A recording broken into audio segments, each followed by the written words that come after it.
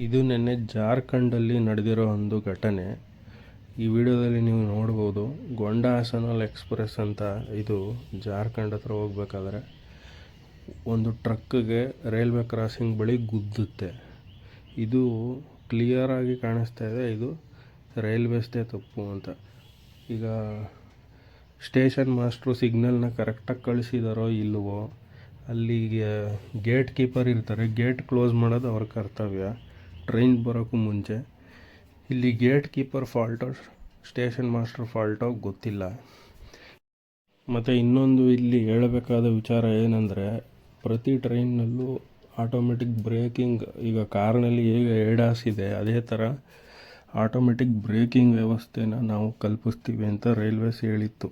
ತುಂಬ ವರ್ಷಗಳ ಹಿಂದೆಯಿಂದನೂ ಹೇಳ್ತಾನೆ ಇದ್ದಾರೆ.